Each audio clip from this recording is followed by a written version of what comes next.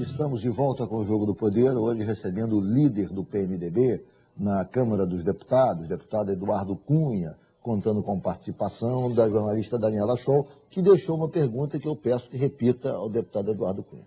A gente estava falando sobre a relação do PMDB com a presidência Dilma. Eu perguntei, ainda mais considerando o PMDB, como se fala, uma federação de interesses, mais do que um partido político, ou seja, onde a questão regional pesa muito, inclusive no próprio Rio de Janeiro. Eu queria perguntar para o senhor aonde você imagina como o PMDB vai estar unido, dividido em relação à presidenta Dilma no ano que vem. Bom, eu vejo três cenários possíveis. Eu acho que o cenário mais provável é a repetição da aliança. Esse é o cenário mais provável, repetindo a chapa, se é o que for persistir a mesma chapa.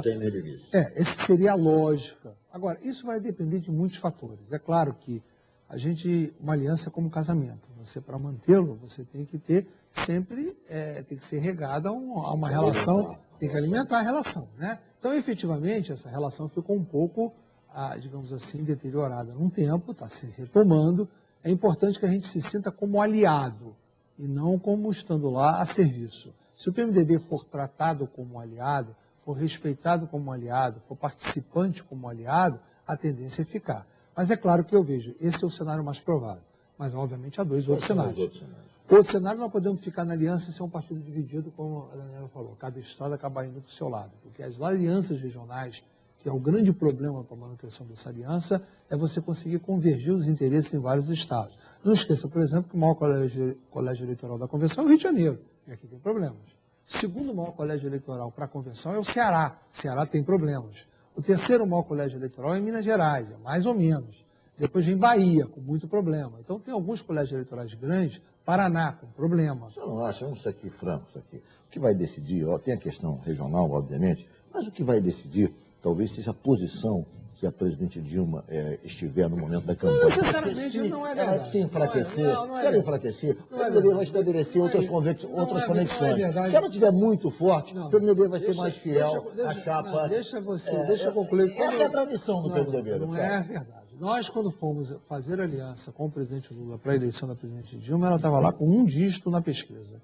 E nós fomos para lá, acreditamos na candidatura, embarcamos e fomos. Mas tinham defecções. Não, muito poucos. Muito menos do que o tradicional do PMDB. Tem mais problemas regionais. Hoje você tem esse primeiro cenário provável, o segundo de dividido, o terceiro de não ficar com ninguém. De dar uma confusão tal que o PMDB não fique com ninguém. Não vejo a possibilidade do PMDB ir para outra candidatura. Não tem sentido a gente estar no governo, ser o vice-presidente da República, participar do governo e depois ir para uma campanha disputando discurso de oposição. Isso não vai funcionar com o PMDB. O PMDB pode tomar a decisão política de ficar solto, não apoiar ninguém, como fez em 2006 e acabou fazendo a maior bancada do Congresso em função disso. Mas o mais provável é continuar, em primeiro lugar, continuar como foi em 2010, em segundo lugar, continuar não tão convicto como foi em 2010, com as suas defecções, cada um fazendo a sua vida nos estados, mas o tempo de televisão ficando com a aliança, e terceiro é ficar sem ninguém. Esse é o quadro que nós temos hoje. E não vai depender da presidência estar mal ou melhor ou pior, a economia está melhor ou pior. Isso não vai ser o fator que vai determinar a nossa posição. O que vai determinar a nossa posição é o grau de aliança que nós vamos manter a nível nacional e o grau de acerto às alianças regionais, às quais alguém vai ter que abrir mão de alguma coisa em algum lugar. Não dá para achar que o PT vai ter uma presidência da República e vai ter as candidaturas próprias em todos os estados, em detrimento de candidaturas do PMDB. Então, o Rio de Janeiro é um desses casos. Talvez o mais grave de todos. Os dois mais graves são Rio de Janeiro e Ceará. Se Rio de Janeiro e Ceará não tiver um caminho, é o começo da saída da porta da aliança. Esse é o ponto que vai ter que ficar claro. Você acha que, no caso do Rio de Janeiro, se for realizada uma pesquisa, o candidato do PT estiver na frente, ainda assim ele deva abrir mão para o candidato do PMDB? Em 2010, a gente, para fazer aliança nacional, o candidato do PT em Minas Gerais abriu mão para a candidatura do PMDB. E, no entanto, isso não causou nenhum problema. Então, isso é possível, sim, por que não? Porque a pesquisa feita tanto tempo antes da eleição não quer dizer que vai ganhar a eleição.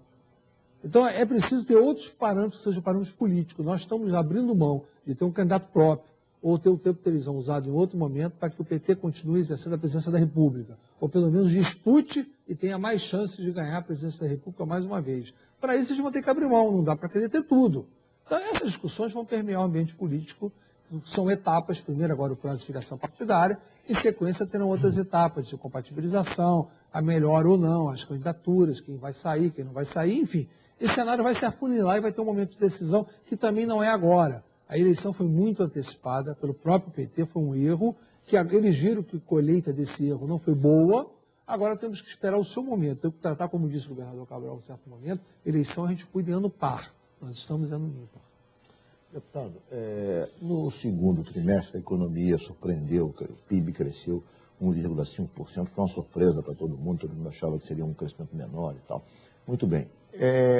Qual é a sua expectativa da economia até o final do ano? E qual é a situação que estará a presidente Dilma no início de 2014, quando ela então vai disputar a eleição? Ou seja, o resultado de 2013 da economia terá um forte impacto em 2014. Quer dizer, que tipo de impacto será esse do ponto de vista eleitoral? Você acredita que chegaremos a uma situação da economia favorável no final do ano ou não? Ou começaremos 2014 com o impacto de um crescimento pífio? Aí tem três variáveis. A primeira variável é o seguinte, o crescimento da economia. É claro que o terceiro trimestre não vai ser igual ao segundo, até porque o segundo trimestre pegou um momento antes das manifestações, quando houve uma reversão das expectativas da economia. É óbvio que vai ter uma redução do crescimento econômico no terceiro trimestre e a tendência é que até o fim do ano seja um crescimento menor do que o planejado. Mas isso não significa, no segundo cenário... Menor do que o planejado, o quê? 2,5? Eu acho que vai ficar menor que 2,5 anos. 2,3? Eu acho, minha opinião. Sim. Vamos aguardar. Mas isso não quer dizer que isso seja positivo ou negativo para uma candidatura eleitoral. Vai depender de outros cenários. Qual é a alternativa que você tem, como está o resto do mundo quando você compara, como vai estar os cenários de perspectiva de futuro. Então, é um conjunto de fatores que o crescimento econômico é um dos pontos. O maior problema que já vai ter a presidente da República é que o salário mínimo do ano que vem, a correção dele vai ser talvez a menor correção que teve nos últimos anos, porque é calculado pela inflação, mais a variação do PIB do ano anterior, quando teve um PIB pequeno. Então, consequentemente, é o menor salário mínimo, já está falado, vai ser 723. 22,90, 723. Consequentemente, você vai ter a menor correção salarial. Isso vai ter impacto, sim. Resta saber como vão estar os programas que o governo está tocando, de infraestrutura, que pode aquecer a economia. Esse conjunto de fatores é que vai levar, que não dá para medir isso agora, tem que esperar. O cenário da economia não é positivo? Não é positivo.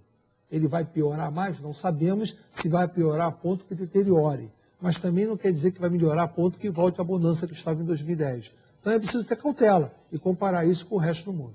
O Copom já subiu a taxa da economia de 7,25 para 9. Mesmo assim, ontem numa análise do mercado, a expectativa é de que a inflação continue crescendo. Quer dizer, o mercado entende assim, apesar do Copom estar subindo, quer dizer, continuamente os juros novamente para conter a inflação, o mercado entende que a inflação chegará no final do ano acima da meta, em 5,8, 5,9, ou seja, as pessoas não estão apostando na queda da inflação. Porque a inflação que nós temos é a inflação de custos. E por que isso? Porque a economia cresceu dando uma média de ganho salarial maior que a produtividade da economia. Isso, consequentemente, afetou os custos e afeta a inflação.